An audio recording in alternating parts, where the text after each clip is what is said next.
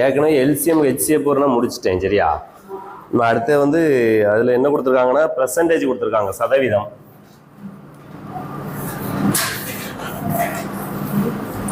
இது வந்து எந்த கிளாஸில் இருக்குது அப்படின்னா, ஏற்கனவே உங்களுக்கு அந்த பிடிஎஃப் போட்டு விட்டுருப்பேன். இப்போ எனக்கு நான் திருப்பி இப்போ போட்டேன், எனக்கு நெட்டு சரியில்லாமல் உள்ளே வர மாட்டேங்கி. நடத்துகிறேன், பார்த்துக்கோங்க. ஃபேன் ஓடலையாச்சு.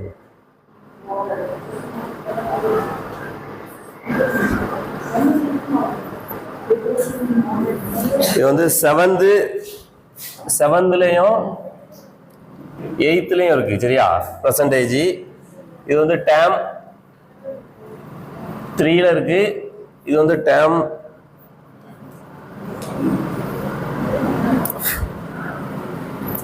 2ல இருக்கு. சரியா?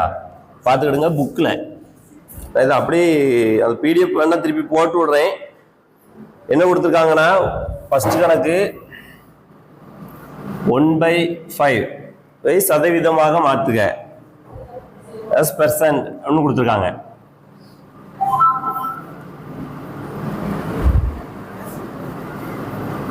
இது வந்து பெர்சன்டேஜா மாற்ற சொல்லியிருக்காங்க. வேற ஒன்றும் இல்லை. 1/5 × 100.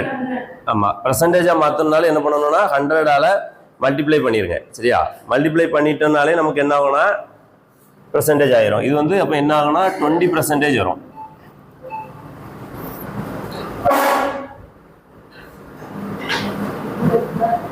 அடுத்த ஒரு கணக்கு கொடுத்துருக்காங்க. மொத்தம் உள்ள 20 மணிகளில் 5 மணிகள் சிவப்பு எனில் சிவப்பு மணியின் சதவீதம் என்னன்னு கேட்டிருக்காங்க. ரெண்டாவது கணக்கு. அதாவது மொத்த மணிகள் வந்து எத்தனை கொடுத்துருக்காங்கன்னா 20 மணிகள் கொடுத்துருக்காங்க. இதுல 5 மணிகள் வந்து எத்தனை சதவீதம் சிவப்பு மணிகள்னு கொடுத்துருக்காங்க. சிவப்பு மணிகளுடைய சதவீதம் என்னன்னு கேட்டிருக்காங்க. அப்ப நம்ம என்ன பண்ணணும்னா சிவப்பு மணிகள் பை மொத்த மணிகள் × 100 போட்டீங்கன்னா 25% வரும். இதான் பெர்சன்டேஜ் கண்டுபிடிக்கிற முறை. சரியா?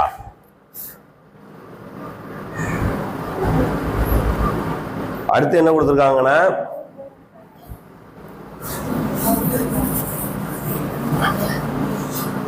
பின்வரும் சதவீதங்களை பின்னங்களாக எழுதுவோம்னு கொடுத்துருக்காங்க. இப்போ 60% கொடுத்துருக்காங்க. சரியா? இதை வந்து என்ன சொல்றாங்கன்னா சதவீதமாக எழுதுக அப்படின்னு சொல்லி கொடுத்துருக்காங்க.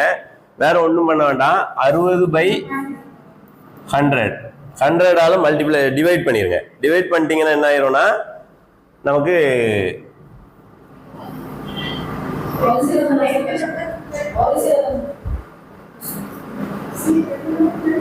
புரியல. புள்ளிலாம் வைக்க கூடாது. இந்த மாதிரி ஒரே நிமிஷம். அதாவது பின்னமாக தான் எழுத சொல்லியிருக்காங்க. சரியா? ஏன்னா 7th அப்படிதான் இருக்கு. பின்னமாக எழுத சொல்லியிருக்காங்க. நீங்க பின்னமாக எழுதும்போது 3/5 வரும். அதை நீங்க சதவீதமாக எழுதுங்க அப்படின்னாங்கன்னா நீங்க புள்ளி வச்சு எழுதிக்கலாம். சரியா? அதே மாதிரி 125% கொடுத்துருக்காங்க. இதையும் அதே மாதிரி சதவீதமாக எழுத சொல்லியிருக்காங்க. அப்போ நீங்க வேற ஒன்று பண்ணோம்னா 125/100 இப்போ மல்டிப்ளை பண்ணீங்கன்னா 5/4ன்னு வரும். 20ஆல டிவைட் பண்ணிக்கலாம். டிவைட் பண்ணீங்கன்னா இப்படி வரும். அடுத்தப்பல 3/5% கொடுத்துருக்காங்க. இதையும் நீங்க என்ன பண்ணுங்கன்னா 100ஆல டிவைட் பண்ணணும். பண்ணீங்கன்னா என்ன வரும்னா 3/500 வரும். மேலே போகும்போது மல்டிப்ளை பண்ணுவோம் 500 வரும். சரியா? அடுத்த மிக்ஸ்டு ஃப்ராக்ஷன்ல ஒன்று கொடுத்துருக்காங்க. அதையும் இதே மாதிரி ஃப்ராக்ஷனா மாற்றி மல்டிப்ளை பண்ணிக்கிடுங்க. 28 1/3% கொடுத்துருக்காங்க. இதை சதவீதமாக மாற்ற சொல்லியிருக்காங்க. இதை நீங்கள் என்ன பண்ணுங்கன்னா மிக்ஸ்டு ஃப்ராக்ஷனாக ஃபஸ்ட்டு ப்ராப்பர் ஃப்ராக்ஷனாக மாற்றிக்கிடு. இம்ப்ராப்பர் ஃப்ராக்ஷனாக மாற்றிக்கிடுங்க. பண்ணிங்கன்னா என்ன வரும்னா 85/3 வரும். இப்போ 85/3/100 வரும். இப்போ 85/300 வரும். இதை நீங்கள் சிம்பிளிஃபை பண்ணீங்கன்னா 70/16 வரும். சரியா?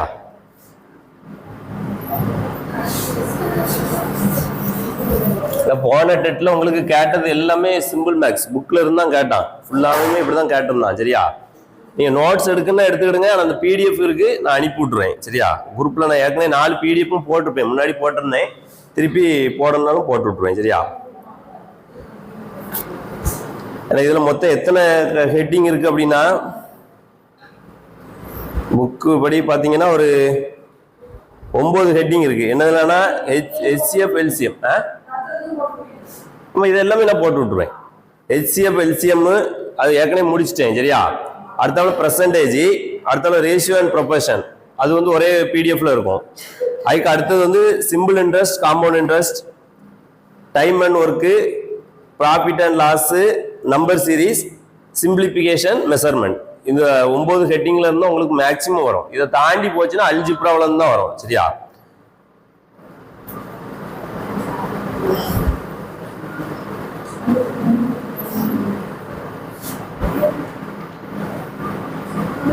ஏன்னா இது எல்லாமே இந்த 9th 8th வரை உள்ள மேக்ஸ் எல்லாமே இந்த பிடிஎஃப்ல இருக்கும். சரியா, அதனால நீங்க அதை பார்த்துக்கோங்க, புக் எடுக்கணும்னு கூட இல்லை.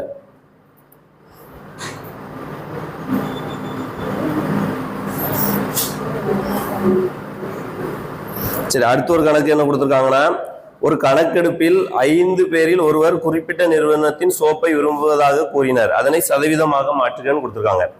அதாவது ஒரு கணக்கெடுப்புல 5 பேர்ல 5ல ஒருத்தங்க வந்து என்ன சொல்றாங்கன்னா ஒரு குறிப்பிட்ட சோப்பை யூஸ் பண்றோம்னு சொல்றாங்க. இதை வந்து என்ன சொல்றாங்கன்னா பெர்சன்டேஜா மாத்த சொல்றாங்க. நீங்க வேற ஒண்ணும் பண்ண வேண்டாம், இன்டு 100 போட்டீங்கன்னா கணக்கை நல்லா வாசித்துக்கிடுங்க. சரியா, சதவீதமா மாத்த சொல்றாங்களா பெர்சன்டேஜா மாத்த சொல்றாங்கன்னு. பெர்சன்டேஜா மாத்தணும் அப்படின்னா 100ஆல மல்டிப்ளை பண்ணிருங்க.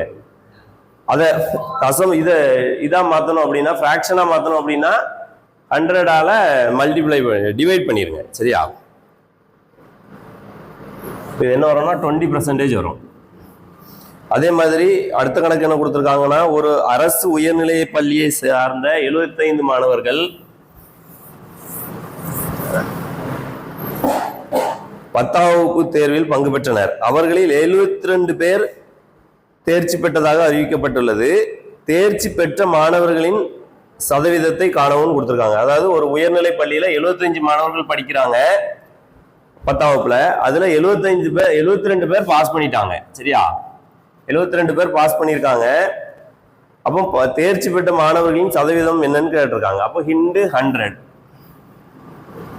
நீங்க சிம்பிளிஃபை பண்ணீங்கன்னா 3, 25, 4,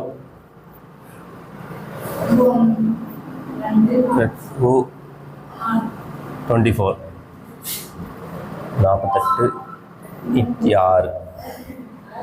96%. சரியா, இதுல வந்து என்ன கேட்டிருக்காங்கன்னா தேர்ச்சி பெற்றவர்களின் சதவீதம் என்னன்னு கேட்டிருக்காங்க. சரியா, திடீர்னு என்ன கேட்டுருவான்னா தேர்ச்சி பெறாதவர்களின் சதவீதம் என்னன்னு கேட்டுருவான். சரியா, அப்படின்னா நீங்க இப்படி கண்டுபிடிச்சா மிச்சம் என்ன இருக்கும், 100ல கண்டுச்சீங்கன்னா 4% இருக்கும். சரியா, அதான் தேர்ச்சி பெறாதவர்களின் சதவீதம். அப்படி இல்லை அப்படின்னா 72, 75 இல்ல தேர்ச்சி பெறாதவங்க எத்தனை பேர்னா 3 பேர் தேர்ச்சி பெறல, இன்டு 100 போட்டாலும் நமக்கு அதான் வரும், 4% வரும். சரியா, ஏன்னா கணக்கு நம்ம புக்ல இருக்க மாதிரி செல்லன்னு கேட்க மாட்டான், மாத்தி கேட்டுரும், ஒரு சின்னதை மாத்தி விட்டுருவான், அதே லேசா பார்த்துக்கோங்க. அடுத்து என்ன கொடுத்துருக்காங்கன்னா, 50 மாணவர்களை கொண்ட ஒரு வகுப்பில் 28 மாணவிகளும் 22 மாணவர்களும் இருக்கிறார்கள் எனில் அவர்களின் சதவீதங்களை காண்கன்னு கொடுத்துருக்காங்க. 50 மாணவர்கள் டோட்டல் இருக்காங்க. சரியா, இதுல மாணவர்களின் எண்ணிக்கை வந்து மாணவர்கள் வந்து 22 பேர் இருக்காங்க, மாணவிகள் வந்து 28 பேர் இருக்காங்க. இவங்க எத்தனை பேர் பெர்சன்டேஜ் இருக்காங்கன்னு சொல்லி கேட்டிருக்காங்க. வேற ஒண்ணு இல்ல, 50 மொத்தத்தை கீழே போட்டுக்கிடுங்க, 22 இன்டு 100 44 வரும். இது 28/50 இன்டு 100 56 வரும்.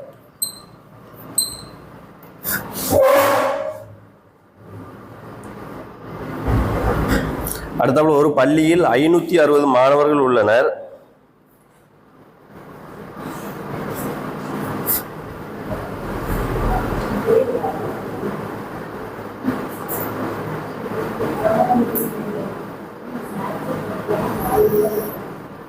ஒரு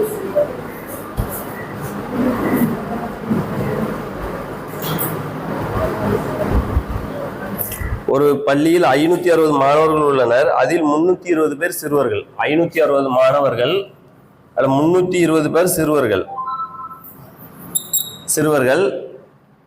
எனில் அந்த பள்ளியில் உள்ள சிறுமிகளின் எண்ணிக்கையுடைய சதவீதம் என்னன்னு கேட்கறாங்க. சரியா?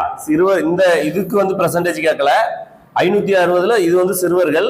அவங்க என்ன கேட்கறாங்கன்னா மிச்சம் இருக்க சிறுமிகள், அவங்களோட பெர்சன்டேஜ் என்னன்னு கேட்கறாங்க. அப்போ 560ல இருந்து மைனஸ் பண்ணிருங்க 320 பண்ணீங்கன்னா எவ்வளவு வரும்னா 240 வரும். இந்த 240 சிறுமிகளோட பெர்சன்டேஜ் என்னன்னு கேட்டிருக்காங்க.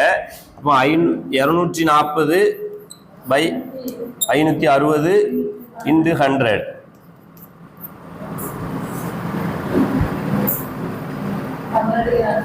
போட்டீங்கன்னா என்ன வரும்னா 300/7 வரும். சரியா? இதை நீங்க சிம்பிளிஃபை பண்ணீங்கன்னா 42/86% வருது. சரியா?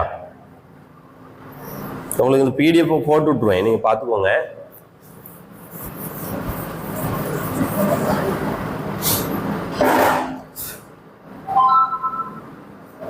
சரி, அடுத்த ஒரு கணக்கு கேட்டிருக்காங்க. இது ஏற்கனவே கேட்டிருந்தான்னு நினைக்கிறேன். இனியன் 5 டசன் முட்டைகளை வாங்கினார். அதில் 10 முட்டைகள் கெட்டுவிட்டால் நல்ல முட்டைகளின் சதவீதம் என்னன்னு சொல்லி கேட்டிருக்காங்க. சரியா? அதாவது 5 டஜன் முட்டை வாங்குறாரு. சரியா? இதுல 10 முட்டைகள் 5 டஜனுங்கும் போது 5 × 12 60 முட்டை மொத்தம். சரியா?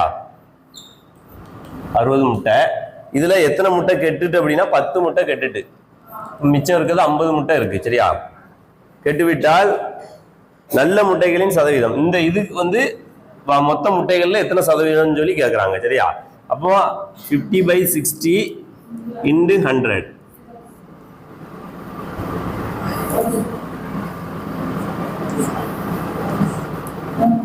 3 250/3. இதை நீங்க சிம்பிளிஃபை பண்ணீங்கன்னா 83.33% வரும். சரியா?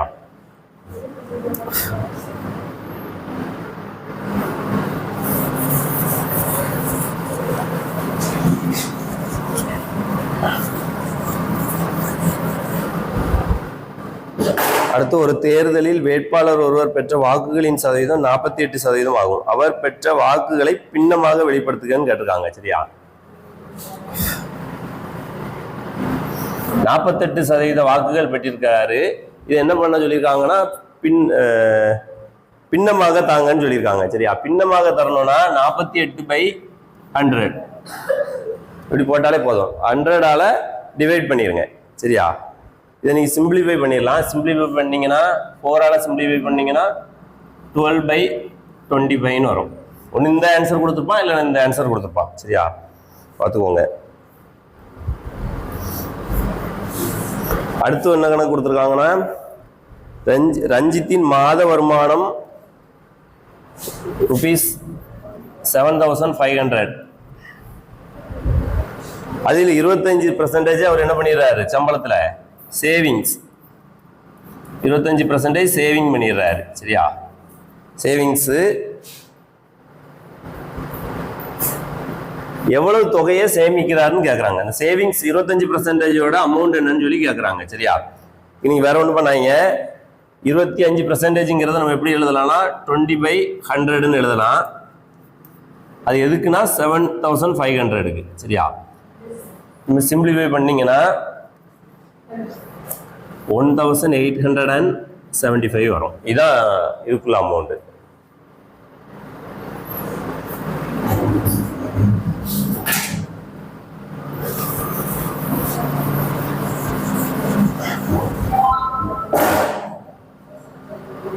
அடுத்து என்ன கொடுத்திருக்காங்கன்னா, கொடுக்கப்பட்ட தசம எண்களை சதவீதமாக மாற்றுவோம் கொடுத்திருக்காங்க. டெசிமல் நம்பரை இது பெர்சன்டேஜுக்கு மாற்ற சொல்லியிருக்காங்க. 0.85 டெசிமல்னு கொடுத்துருக்காங்க. இனி வேற ஒன்றும் இல்லை, 100ஆல பெருக்கிருங்க. டெசிமல் நம்பரை பெர்சன்டேஜா மாற்றணும்னா இப்போ 85% ஆயிரும். அதே மாதிரி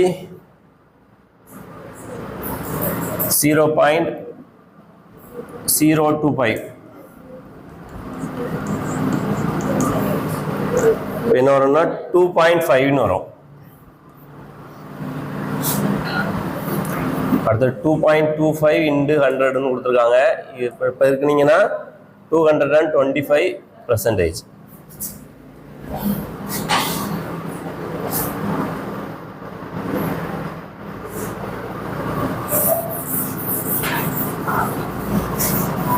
இல்லை எல்லாம் டீச்சர் ட்ரைனிங் மேக்ஸ் எல்லாம் இருக்கீங்களா? மேக்ஸ் யாரும் இருக்கீங்களா?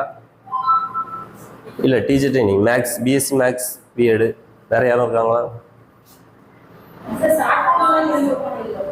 இல்லை இது சிம்பிள், இதுக்கு ஷார்ட்கட்லாம் ஒன்றும் கிடையாது. ஆமாம், மற்றபடி உங்களுக்கு அது வந்து இதில் எனக்கு ஷார்ட்கட் எப்படின்னு தெரியலையே. இதெல்லாம் டைரெக்டாக தான் நீங்கள் பார்க்குற மாதிரி தான் இருக்கும். ஷார்ட்கட்டுக்கு வாய்ப்பே கிடையாது. ஏன்னா பெர்சன்டேஜ்னா அப்படிதான். இதில் நீங்கள் ஈஸி, நீங்கள் இது ரொம்ப சிம்பிள்.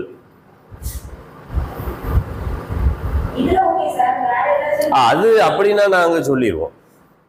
நீ போக போக தான் தனி வெட்டி கூட்டு வெட்டி அதெல்லாம் வரும். அதில் சில இதுகள் தேவைப்படும்.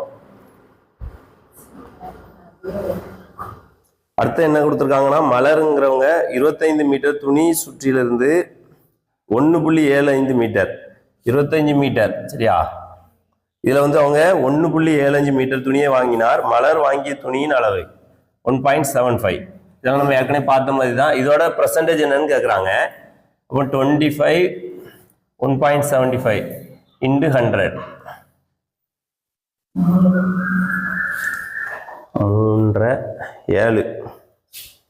7% வரும். இது எல்லாமே 7ஆம் கிளாஸ் புக்கில் இருக்க மேக்ஸ் சரியா. உங்களுக்கு புக்கில் உள்ளதை தாண்டி இந்த முந்திலாம் வெளியே இருந்து கேப்டான். இப்போ புக்கில் இருந்ததான் போன டெட்லலாம் கேட்டிருக்கான், கேட்க மாட்டான் பெரும்பாலும். அப்படி என்னன்னா ஏதாவது ஒரு அளவை மாற்றி தான் கேட்பானே ஒழிய அதே மாதிரி இதே மெத்தடில் தான் கேட்பான் சரியா. ஒரு கிராமத்தில், அடுத்த கணக்கு, ஒரு கிராமத்தில் 70.5% மக்கள் கல்வி அறிவை பெற்றிருந்தனர். 70.5% மக்கள் வந்து கல்வி அறிவை பெற்றிருந்தனர் எனில் அதை தசம எண்ணாக மாற்றுகன்னு கொடுத்துருக்காங்க சரியா. இதை நீங்கள் எப்படி எழுதலாம்னா 7.5/100 என்ன 0.705 வரும் சரியா. எல்லாம் சிம்பிளாக தான் கொடுத்துருக்காங்க.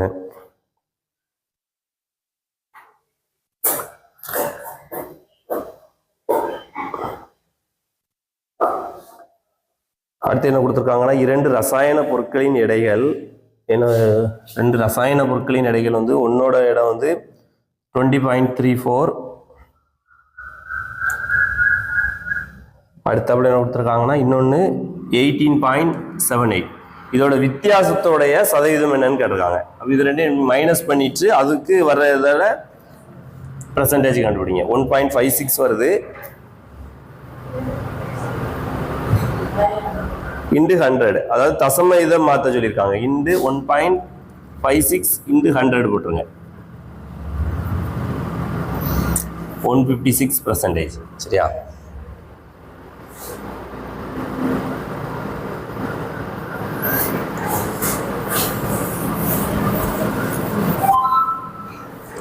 ஒரு வகுப்பில் 50 மாணவர்கள் உள்ளனர். ஒரு குறிப்பிட்ட நாளில் 50 மாணவர்கள் இருக்காங்க. ஒரு குறிப்பிட்ட நாளில் 14% பேர் வருகை புரியவில்லை எனில் வருகை புரிந்த மாணவர்களின், அதாவது 50 பேர்ல 14% பேர் வரல. அவங்க என்ன கேட்கறாங்கன்னா வருகை புரிந்த மாணவர்களின் எண்ணிக்கை என்னன்னு சொல்லி கேட்கறாங்க. அப்ப நீங்க 50ல 14% எவ்வளவுன்னு பாருங்க சரியா. 14/100 into 50 28. ஒரு நிமிஷம் 7 சரி. அப்போ 50ல 7 பேர் வரல சரி. அப்போ வந்திருக்கவங்க எவ்வளோனா 43 பேர் வந்திருக்காங்க. அப்போ 50 - 7 = 43. என்ன கேட்டிருக்காங்கன்னா வருகை புரிந்த மாணவர்களின் எண்ணிக்கை. இதுக்கு பெர்சன்டேஜ் கேட்கல சரியா. வருகை புரிந்த மாணவர்களின் எண்ணிக்கை மட்டும் தான் கேட்டிருக்காங்க 43 சரியா. பெர்சன்டேஜ்னா இதுல 100ல இருந்து 14 கழிச்சிட்டோம்னா 86 வரும். அதான் அதோட பெர்சன்டேஜ். சரியா? குறள்மதி 20% தள்ளுபடியுடன் ஒரு ரெயின்கோட்டை வாங்கி ரூபாய் 25 சேமித்தார் எனில் ரெயின்கோட்டின் அசல் விலை என்னன்னு சொல்லி கேட்டிருக்காங்க. சரியா?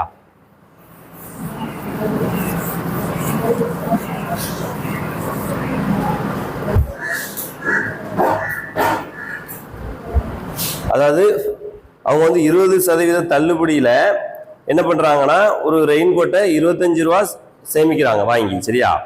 அப்போ என்ன பண்ணுறாங்கன்னா நமக்கு ரேட்டு தெரியாது. சரியா? என்ன அது ஒரிஜினல் ரேட் என்னன்னு தெரியல. அதான் வந்து 100%. சரியா? ஆனால் அவங்க வந்து 25 ரூபா என்ன ஆகுது, டிஸ்கவுண்ட் ஆகுது. சரியா? எத்தனை பெர்சன்டேஜ் அப்படின்னா 20%. சரியா? 25% வந்து 25 ரூபா வந்து 20%. அது வந்து அவங்களுக்கு கழிவாக கிடைச்சி அப்போ அவங்க ஃபுல் அமௌண்ட் எவ்வளோன்னு சொல்லி கேட்குறாங்க. சரியா? இதுக்கு வந்து என்ன பண்ணணும்னா கிராஸ் மல்டிபிகேஷன் பண்ணிருங்க. x × 20 25 × 100. இப்போ எக்ஸோட வேல்யூ வந்து 25 × 100/20.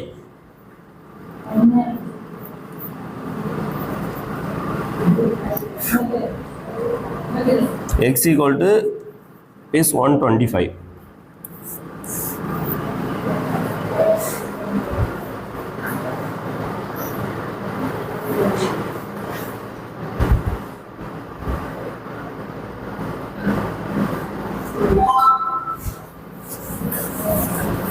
அடுத்து என்ன கொடுத்துருக்காங்கன்னா ஒரு உலோக கலவை 20% தாமிரத்தை கொண்டுள்ளது. சரியா? 260 கிராம் தாமிரத்தை பெற எந்த அளவு உலோகம் தேவைப்படுகிறதுன்னு சொல்லி கேட்டிருக்காங்க. சரியா? அதாவது 26% அந்த தாமிரத்தை வந்து எக்ஸ்ன்னு எடுத்துக்கிடுங்க. அதுல 26% தாமிரத்தை வந்து கொண்டுள்ளது அப்படின்னா 26/100. 26% எதுல அந்த நமக்கு தெரியாது, அதோட உண்மையான இடம் தெரியாது. எக்ஸ் அது ஒரு 1000 இருக்கலாம், 2000 இருக்கலாம். அது வந்து 26% எவ்வளவு கொண்டிருக்குன்னா அது வேல்யூ வந்து 260 கிராம். சரியா? 260 கிராம் கொடுத்துருக்காங்க. அதாவது எக்ஸ் அது ஒரு உலோகம் இருக்கு, உலோக கலவை, அதோட வேல்யூ நமக்கு தெரியல. அதுல 26% எவ்வளவுனா 260 கிராம் அந்த உலோகத்து மட்டும். சரியா? அப்போ இதோட அதை வச்சு நம்ம என்ன பண்ணணும், அந்த உலோகத்தோடைய கலவையோடைய மொத்த வெயிட் என்னங்கிறத கண்டுபிடிக்கணும். சரியா? அப்ப என்ன ஆகும்னா இதுல இதையும் கேன்சல் பண்ணிடலாம், 10 வரும். சரியா? அப்ப x = 10 × 100 மேலே போகும்போது அப்ப x = 1000 வரும். அதாவது 1000 கிராம் உள்ளதுல 26% என்னது இருக்கு, அது ஒரு உலோகம் இருக்கு. சரியா? அதோட வெயிட் வந்து 260 கிராம். 1000த்துல 26%னா 260 கிராம்.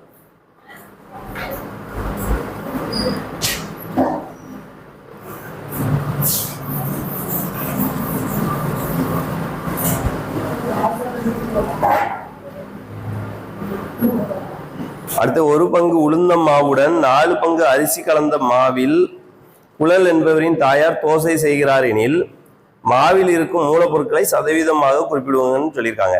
அதாவது ஒரு பங்குல உளுந்த மாவுடன் 4 பங்கு அரிசி கலக்குறாங்க. சரியா? இதை வந்து பெர்சன்டேஜ்ல எழுத சொல்லிடுறாங்க. அப்போ டோட்டல் வந்து எத்தனை பங்குனா 5 பங்கு. சரியா? இது வந்து உளுந்து, இது வந்து அரிசி, இதோட பெர்சன்டேஜ் என்னன்னு சொல்லி கேட்குறாங்க. சரியா? அப்போ 1/5 உளுந்தோட × 100 போட்டிங்கன்னா 20% வரும். சரியா? அதே மாதிரி 4/5 × 100 போட்டிங்கன்னா 80% வரும். அது 80% அரிசி, 20% உளுந்து. சரியா?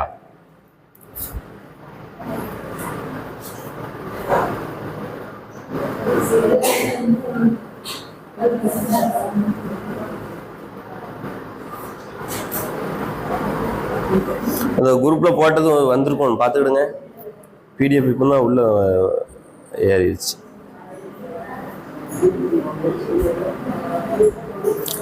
பிடிஎஃப் போட்டிருக்கேன். அதில் இப்போ HCF LCMக்கு பிறகு கடை 2வது இது இருக்கும். சரியா? சார் பார்த்துக்கிடுங்க. கணக்கு எல்லாமே அதில் இருக்கு, ஆன்சர் எல்லாமே அதில் செஞ்சு தான் இருக்கும். சரியா?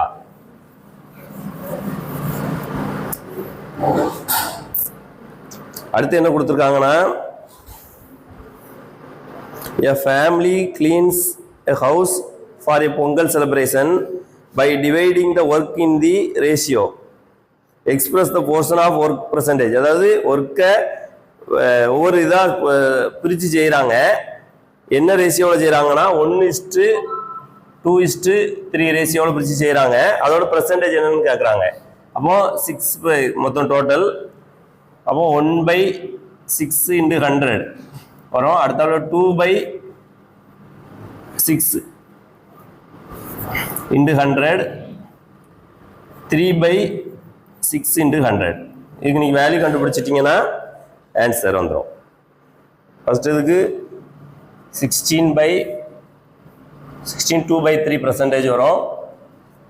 செகண்டுக்கு 33 1/3 வருது. இதுக்கு 50% வருது.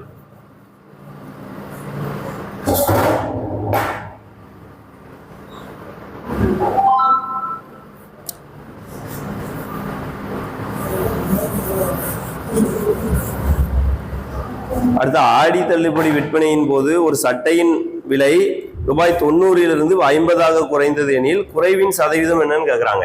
அதாவது ஒரு சட்டையோட விலை 90 50% குறைக்கிறாங்க.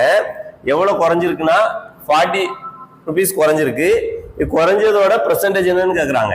அப்போ நம்ம 50க்கு கண்டுபிடிச்சிடக்கூடாது, ஆக்சுவல் வேல்யூல இருந்து நம்ம கண்டுபிடிக்கணும். அப்போ 40/90 × 100.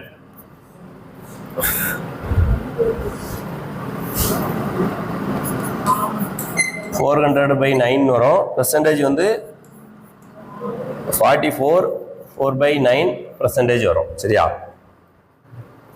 அடுத்தபடி ஒரு நகரத்தில் கல்வி அறிவு பெற்றவர்களின் எண்ணிக்கை 5 ஆண்டுகளில் 5 லட்சத்திலிருந்து வேமம் நடத்துறோம். அப்படிலாம் இல்லை, இது ரொம்ப சிம்பிள். சரியா? ஏன்னா நான் ரொம்ப ஒரு மாதத்துக்கு ஒரு இன்னைக்கு தான் வந்திருக்கேன்னு நினைக்கிறேன். அப்படித்தானே? அடுத்ததுலேருந்து கொஞ்சம் நல்லா நடத்திடுறேன். ஒரு நகரத்தில் கல்வி அறிவு பெற்றவர்களின் எண்ணிக்கை 5 ஆண்டுகளில் 5 லட்சத்திலிருந்து 8 லட்சமாக அதிகரித்தது எனில் அதிகரிப்பின் சதவீதம் என்னன்னு கேட்குறாங்க. அதாவது 8 லட்சத்திலிருந்து 5 லட்சமா அதிகரிச்சது வந்து 3 லட்சம் அதிகரிச்சிருக்கு. சரியா? அப்போ இந்த 3 லட்சத்துக்கு தான் நம்ம என்ன கண்டுபிடிக்கணும்னா பர்சன்டேஜ் கண்டுபிடிக்கணும். சரியா? அப்போ நீங்கள் 3 லட்சம் பை 5 லட்சம் × 100 போட்டிங்கன்னா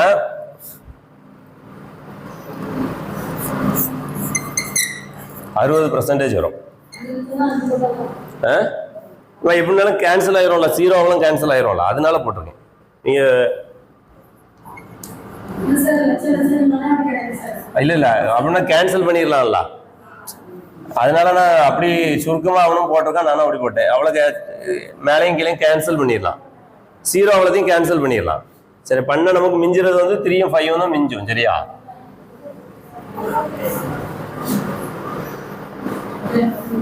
அடுத்த ஒரு புத்தக கடையில் உள்ள 70 பத்திரிகைகளில் 14 பத்திரிகைகள் நகைச்சுவை பத்திரிகை எனில் நகைச்சுவை பத்திரிகைகளின் சதவீதம் என்னன்னு கேட்டிருக்காங்க.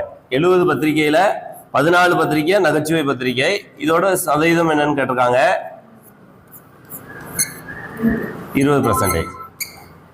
எல்லாமே 100 வச்சு பண்ற பர்சன்டேஜ்னாலே 100க்கு தான். சரியா? ஒன்று 100ஆல மல்டிப்ளை பண்ண வேண்டியிருக்கும், இல்லைன்னா 100ஆல டிவைட் பண்ண வேண்டியிருக்கும். அது என்ன பண்ணணுங்கிறது நம்ம அந்த கணக்கை பார்த்து புரிஞ்சு பார்த்துக்கணும். சரியா?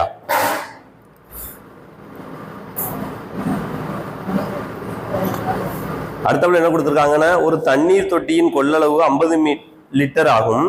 அதில் 30% தண்ணீர் நிரம்பி உள்ளது எனில் 50% தண்ணீர் நிறைய இன்னும் எத்தனை லிட்டர்கள் தேவைன்னு கேட்டிருக்காங்க. சரியா?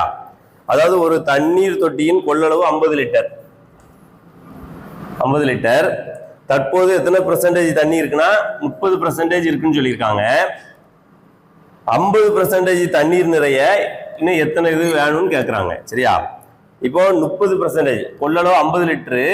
அப்போ 30%ங்கிறது எவ்வளோனா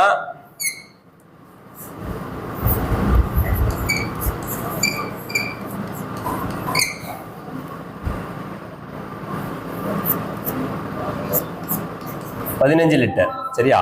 30% போது நமக்கு எவ்வளவு வருதுன்னா 15 லிட்டர் வருது. இதே இது 50% போது 50/100 × 50 25 லிட்டர் வரும். சரியா? 25 லிட்டர் வரும். அப்போ நமக்கு 50% நிறையறைக்கு இன்னும் எத்தனை சதவீதம் தேவைன்னு சொல்லி கேட்குறாங்க. அப்போ ஏற்கனவே எவ்வளோ இருக்கு? 15 லிட்டர் இருக்கு. அப்போ 25 - 15 = 10. 50% வந்து நமக்கு 25 லிட்டரு. சரியா? அந்த 25 லிட்டர் நமக்கு வர்றதுக்கு எத்தனை சதவீதம் எத்தனை லிட்டர் தேவைன்னா 10 லிட்டர் தேவை. சரியா? அடுத்தது கருண் என்பவர் ஒரு ஜோடி காலணிகளை 25% விலையில் வாங்கினார். அவர் செலுத்திய தொகை 1000 எனில் குறிப்பிட்ட விலையை காண்கன்னு கொடுத்துருக்காங்க.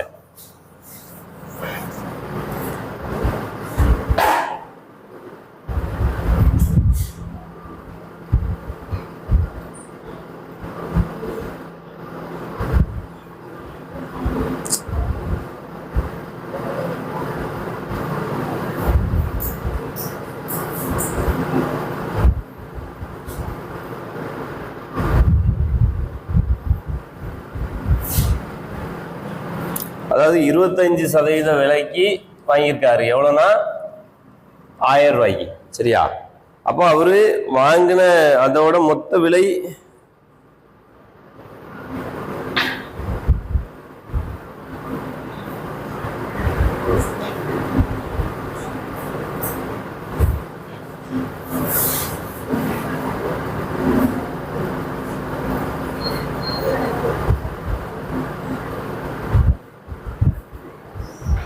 அது 25% தள்ளுபடிக்கு வாங்கியிருக்காரு. சரியா? அது கணக்கு கொஞ்சம் தப்பா இருக்கையில. அப்போ அந்த 25% தள்ளுபடி வாங்கியிருக்காரு. சரியா? ஆனா அவர் வாங்கின அந்த குறித்த விலை என்னன்னு, அதாவது 25% தள்ளுபடி பண்ணி என்ன கொடுத்துருக்காங்கன்னா 1000 ரூபாய். சரியா? ஆனா அதோட உண்மையான விலை என்னன்னு சொல்லி கேட்டிருக்காங்க. அப்போ அவர் வாங்கின அந்த 1000 ரூபாங்கிறது வந்து எத்தனை % அப்படின்னா 75% தான். சரியா? 75% தான் 1000 ரூபாய். சரியா? கண்டிப்பா அவர் வந்து 25% தள்ளுபடி பண்ணி என்ன பண்ணியிருக்காரு? செருப்பு வாங்கியிருக்காரு. சரி, அப்போ அது உண்மையான விலை 100% விலை என்னன்னு சொல்லி கேட்குறாங்க. சரியா? அப்போ நீங்க என்ன பண்ணணும்னா இதை 100%க்கு மாற்றணும். 1000-ஐ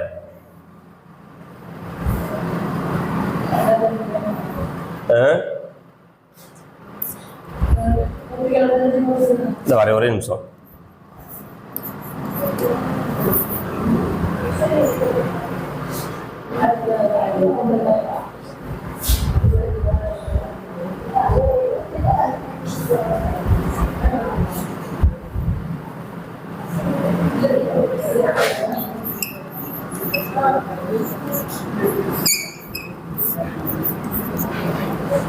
அதாவது 75% தான் 1000. சரியா?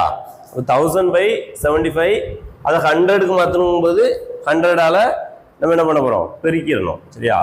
பெருக்கினீங்கன்னா என்ன வரும்னா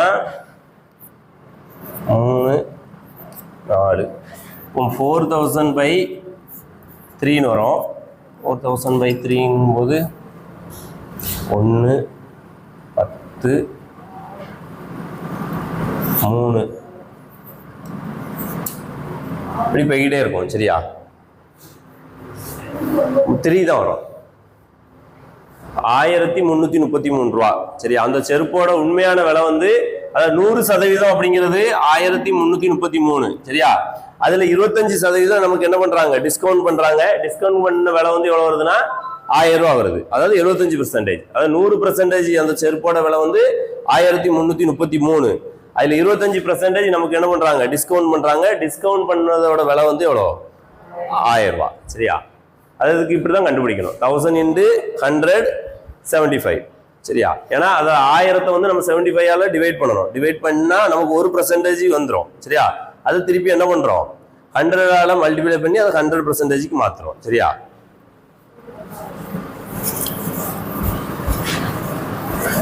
இந்த மாதிரி கணக்குகள் கேட்கறதுக்கு தான் நிறைய வாய்ப்பு இருக்கு. பெர்சன்டேஜ்ல கொஞ்சம் பார்த்துக்கோங்க.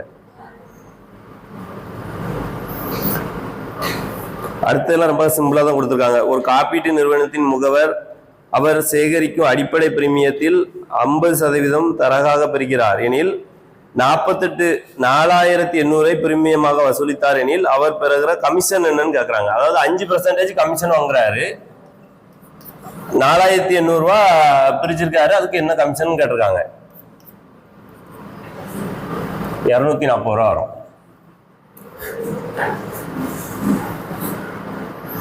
அடுத்தவள ஒரு உயிரியல் வகுப்பு மாணவர்கள் குழு உள்ளூரில் உள்ள ஒரு புல்வெளியில் ஆய்வு செய்தனர்.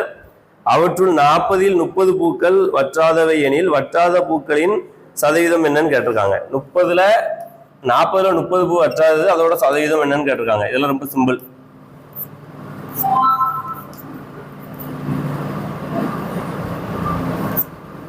%75.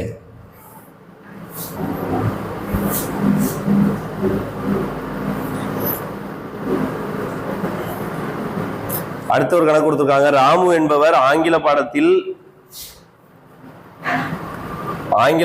20க்கு 25க்கு 20 மதிப்பெண் பெற்றிருக்கார். 25க்கு 20 மதிப்பெண். சயின்ஸ்ல 40க்கு 30 மதிப்பெண். மேக்ஸ்ல 80க்கு 68 மதிப்பெண். இது எதுல அதிக பெர்சன்டேஜ் எடுத்திருக்காருன்னு கேட்டிருக்காங்க. சரி, அப்ப இது அவ்வளோதையும் 100க்கு மாத்திருங்க.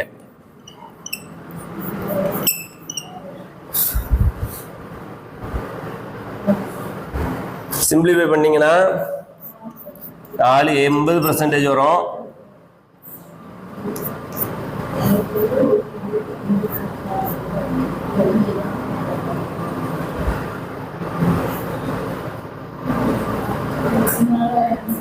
சாரி, 75% வரும்.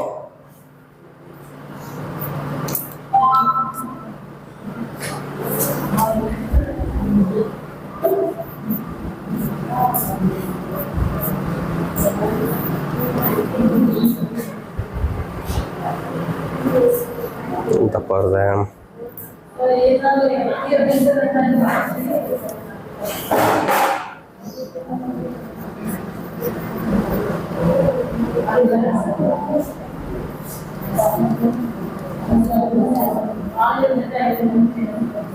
அஞ்சு 4 வரும்.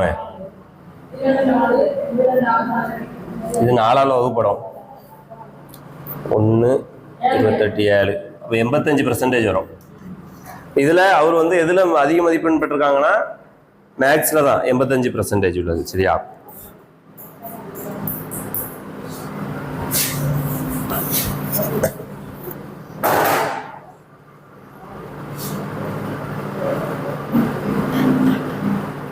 அடுத்த ஒரு கணக்கு கொடுத்திருக்காங்க. கயல் என்பவர் முதல் திருப்புதல் தேர்வில் 500 மதிப்பெண்களுக்கு 225 மதிப்பெண்களும் 500க்கு 225 மதிப்பெண் எடுத்திருக்காங்க.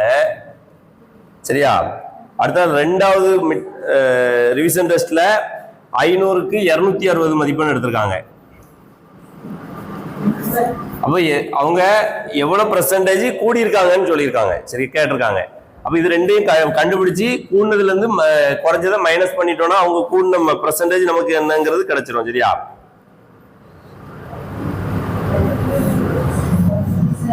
இதுக்கு வந்து என்ன பெர்சன்டேஜ் வருதுன்னா 45 வருது. இதுக்கு வந்து 53 வருது. 53%. அப்போ 53% minus 45% equal to 8%. First mid term டெஸ்ட்ல ரிவிஷன்ல இருந்து செகண்ட் ரிவிஷனுக்கு எவ்வளவு கூடி இருக்குன்னா 8% கூடி இருக்கு. சரியா?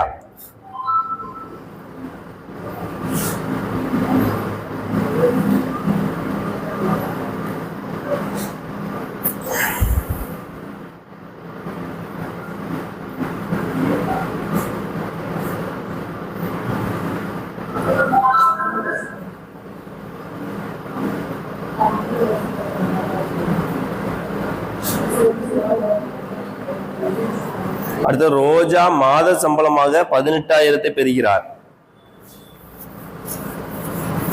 அதுல இடையில ஒரு கணக்கு இருக்கு, அதை நான் அடுத்த வாரம் நடத்துறேன். அது கொஞ்சம் இதா இருக்கு, காம்ப்ளிகேட்டா இருக்கு. ரோஜா மாத சம்பளமாக 18,000 பெறுகிறார். அவர் தனது சம்பளத்தில் முறையே கல்வி, சேமிப்பு மற்றும் பிற செலவினங்களுக்கு 2:1:3 விகிதத்தில் செலவு செய்கிறார் எனில் அவர் செலவை சதவீதமாக கூறுகன்னு கொடுத்திருக்காங்க. சரியா? இது மொத்தத்தில் 6. அப்போ எஜுகேஷனுக்கு வந்து 2/6 into 18,000.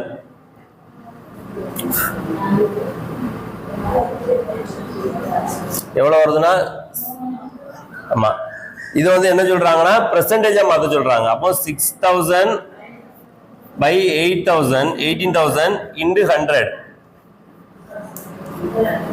பெர்சன்டேஜா மாத்தும் போது என்ன ஆகுனா 33.33 வருது. சரியா? இதே மாதிரி சேவிங்ஸுக்கும் மாத்திக்கலாம், அதர் எக்ஸ்பென்சஸ்க்கும் மாத்திக்கலாம். சரியா? அதர் எக்ஸ்பென்சஸ் 3 அப்படிங்கும்போது எத்தனை வரும்னா 50% வரும். சரியா? 50% வரும். சேவிங்ஸுக்கு வந்து ஒரு இதுனா 16.6% வரும். சரியா?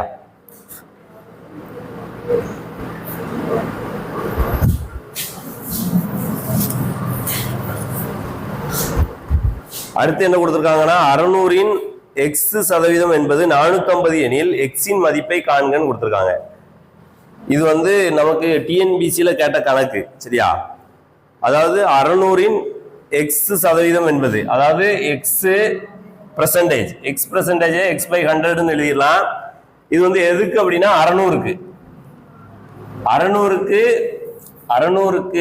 இங்க என்ன போட்டுடுங்க 600க்கு x% அப்படின்னா x/100 அர்த்தம். சரியா? அதோட வேல்யூ வந்து எவ்வளவுனா 450 கொடுத்துருக்காங்க. சரியா? 450. இனி இதை நீங்க சிம்பிளிஃபை பண்ணிருங்க.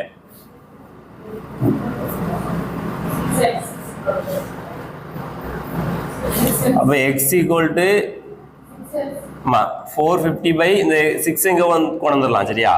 கொண்டு வந்துடலாம்ல. இப்போ சிம்பிளிஃபை பண்ணீங்கன்னா x equal to 75 வரும். இப்போ x ஓட வேல்யூ வந்து 75. அதாவது 60ல 75% தான் என்னது 450. 600ல ஆமா நீங்க சொல்ற மாதிரியும் போடலாம். 6x equal to 450. நான் இந்த ஸ்டெப் எழுதாம அப்படியே எழுதிட்டேன்.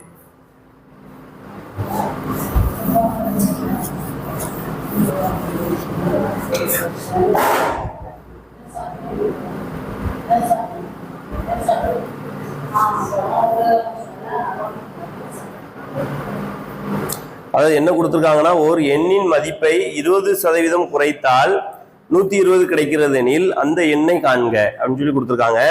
அதாவது ஒரு எண்ணின் மதிப்பை, அந்த மதிப்பு நமக்கு தெரியாது, அந்த எண் என்னன்னு தெரியாது, அதை எக்ஸ்ன்னு வச்சுக்கிடுங்க. அதுல வந்து எவ்வளவு குறைக்கிறாங்கன்னா 25% குறைக்கிறாங்க. எக்ஸ் இதுல இருந்து எத்தனை பெர்சன்டேஜ் குறைக்காங்கன்னா 25/100. எதுல இருந்து குறைக்கிறாங்கன்னா எக்ஸோட வேல்யூல இருந்து. சரியா? குறைச்சாங்கன்னா நமக்கு எவ்வளவு கிடைக்குன்னா 120 கிடைக்கும். சரியா? இப்ப நமக்கு வந்து ஒரு நம்பரு அந்த நம்பர்ல இருந்து 25% குறைக்கிறாங்க. ஒரு நம்பர்ல இருந்து 25% குறைக்கணும்னா அப்ப அந்த நம்பரை வந்து 25ஆல மல்டிப்ளை பண்ணி 100ஆல டிவைட் பண்ணுவோம். சரியா? அதான் அந்த நம்பர். சரியா? அதாவது 25% குறையிறதும் நமக்கு தெரியாது, 25% குறையுதுன்னு மட்டும் கொடுத்துருக்காங்க. சரியா? ஒரு நம்பர் அதுல இருந்து எத்தனை பெர்சன்டேஜ் குறையுது 25% குறையுது. குறைஞ்சு வர்ற வேல்யூ எவ்வளவு 120. சரியா? அப்ப இதை வந்து நம்ம சிம்பிளிஃபை பண்ணிடலாம்.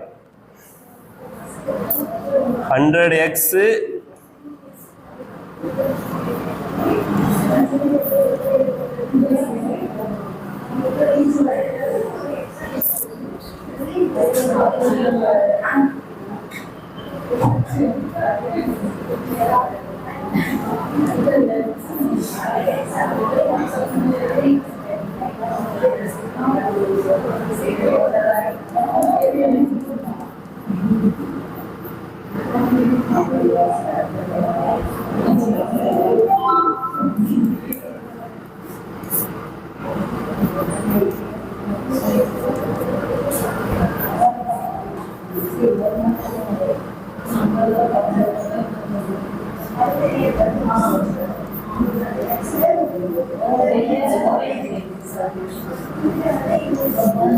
அந்த நம்பர் வந்து 160. சரியா?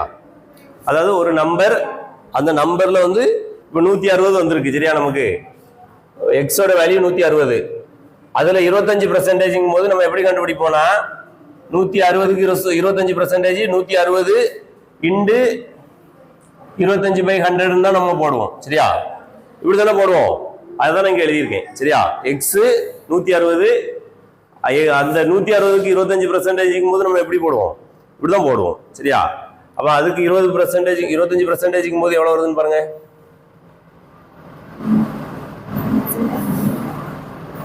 2, 5, 8, 40 வரும். சரியா? இப்போ நீங்க இதுல சப்ஸ்டிட்யூட் பண்ணுங்க. 160 இதோட வேல்யூ வந்து 40 ஈக்குவல் டு என்ன வருது? 120 வரும். நீங்க இப்படி வேணா செக் பண்ணிக்கலாம். சரியா?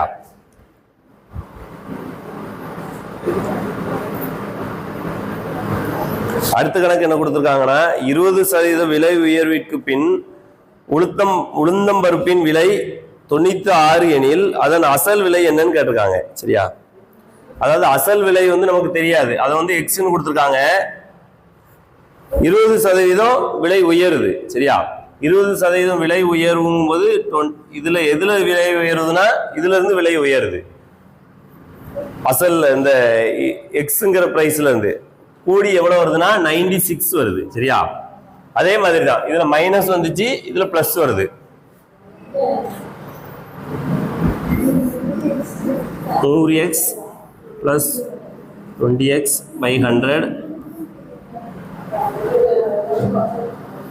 அதாவது இது எழுத தெரியும்ல, இந்த ஸ்டெப் தெரியும்னு நினைக்கிறேன். அப்படித்தானே?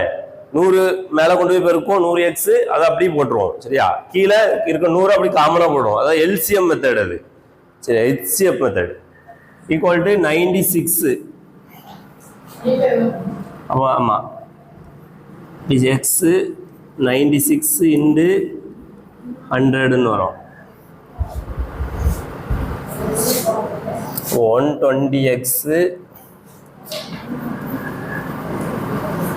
x equal to 99,600/120.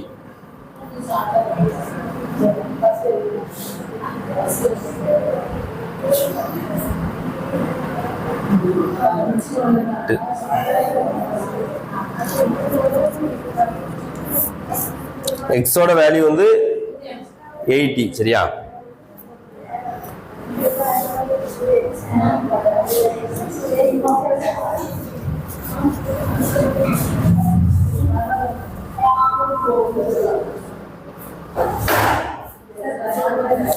சரி, ஒரு 5 நிமிஷம்.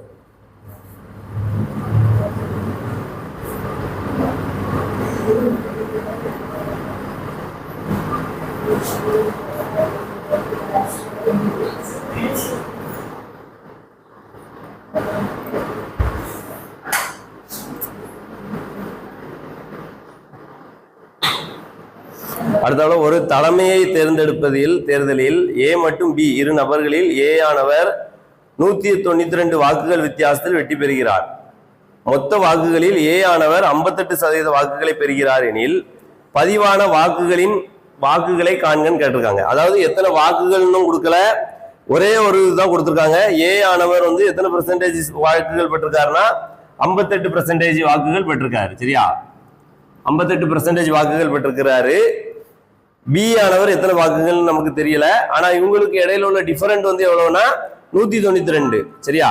அப்ப ஏ ஆனவர் 52% வாக்குகள் அப்படின்னா பி ஆனவர் எத்தனை சதவீத வாக்குகள் பெற்றிருப்பாரு? கண்டிப்பா 100ல 42, கண்டிப்பா 42% தான். அப்ப இவங்க ரெண்டு பேருக்குள்ள வித்தியாசம் எவ்வளவு இருக்கு?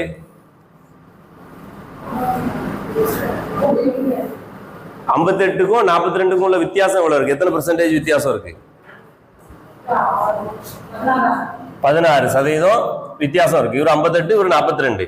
அந்த 16% தான் என்ன கொடுத்திருக்கான் கணக்குல நமக்கு கொடுத்திருக்கான். எத்தனை கொடுத்திருக்கான்னா 192 கொடுத்திருக்கான். சரியா? பாருங்க, கணக்குல பார்த்தா உங்களுக்கு தெரியும். 192 வாக்குகள் வித்தியாசத்தில் வெற்றி பெற்றிருக்காரு ஏ. சரியா? இதுதான் நமக்கு இதுல உள்ள கீவேர்டு. வேற எதுவுமே இதுல இல்ல. மொட்டையா இருந்த மாதிரி இருக்கும். இதை மட்டும் நம்ம நல்லா பாத்துக்கணும். இனி எத்தனை மொத்தம் என்ன கேட்டிருக்காங்கன்னா மொத்த பதிவான வாக்குகள். இப்ப 16% வாக்குகள் 192. இப்ப நம்ம என்ன பண்ணணும்? இதை 100%க்கு மாத்தினா மொத்த வாக்குகள் அப்போ நமக்கு கிடைச்சிடும். அப்போ 192/16 into 100 போட்டீங்கன்னா என்ன ஆயிரும்? நமக்கு வாக்குகள் வந்துடும். அதாவது ஏங்கிறவங்க 58% கொடுத்துருக்கான். அடுத்தவங்க 192. இது ரெண்டு தான் நமக்கு கொடுத்துருக்கான். அப்போ பியோட இது நமக்கு கண்டுபிடிச்சிடலாம். 42, அப்போ மொத்தம் அவங்களுக்குள்ள டிஃபரெண்ட் வந்து 16%. அந்த 16% எத்தனைனா 192. அப்போ 192 16ஆல் வகுத்தா நம்ம 16ஆல் வகுத்து 100ஆல மல்டிப்ளை பண்ணிட்டோம்னா என்ன ஆயிரும், நமக்கு தேவையான மொத்த வாக்குகள் எத்தனைங்கிறது கிடைச்சிரும். சரியா?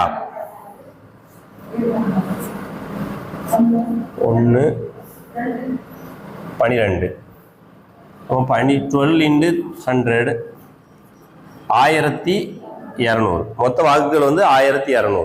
சரியா? இது அந்த நோட்ஸ்ல கொஞ்சம் இதா வித்தியாசமா கொடுத்துருக்கான், நீங்க எப்படி வேணா இதை எழுதிக்கோங்க.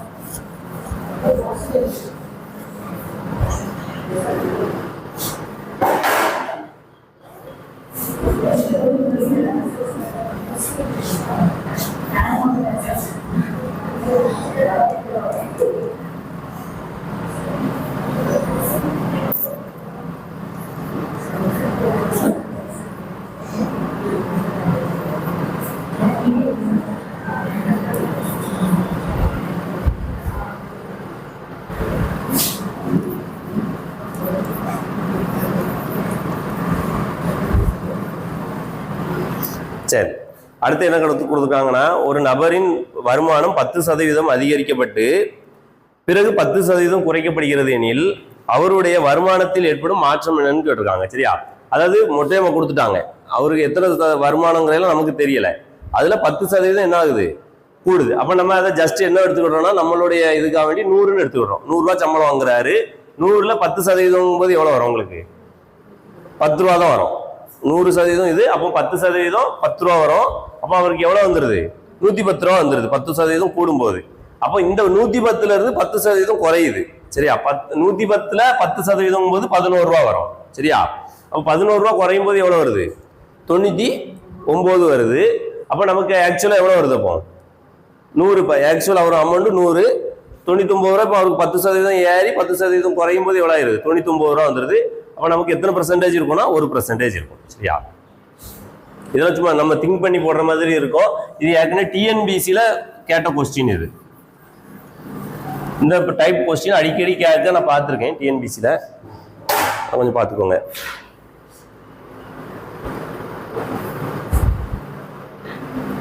ஒரு நகரத்தின் மக்கள் தொகை ஒரு ஆண்டில் 20,000 25,000 அதிகரித்துள்ளது. அதிகரிப்பின் சதவீதம் என்னன்னு கேட்டிருக்காங்க. அதாவது 25,000 இது ரொம்ப சிம்பிள் தான். 20,000 25,000 மாறுது. அப்போ அதிகரிச்சது வந்து எவ்வளவு? 5,000. அப்போ 5,000 ஃபர்ஸ்ட் இருந்தது நமக்கு 20,000, அதை தான் எடுக்கணும். இன்டு 100.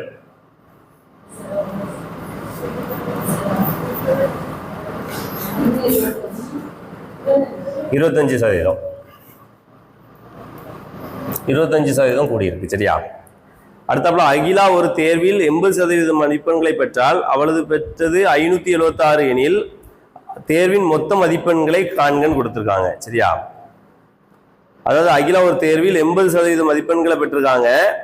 அவங்க வந்து எத்தனை? 80% மதிப்பெண் வந்து 576. சரியா? அப்போ மொத்தம் எத்தனைக்கு மொத்த மதிப்பெண்கள் எத்தனை அப்படின்னு சொல்லி கேட்டிருக்காங்க. சரியா?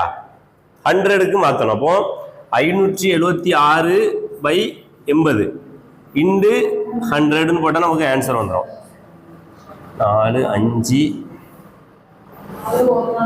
4 17 16 16. அப்போ 0 மிச்சம் 2 20 22 ஒரு 5 7 720 மதிப்பெண். சரியா? இதோட 7th மேக்ஸ் முடிஞ்சிரும்னு நினைக்கிறேன். முடிஞ்சிருக்கும் இது. சரி, போதும். நம்ம அடுத்த கிளாஸ்ல பார்த்துக்கலாம்.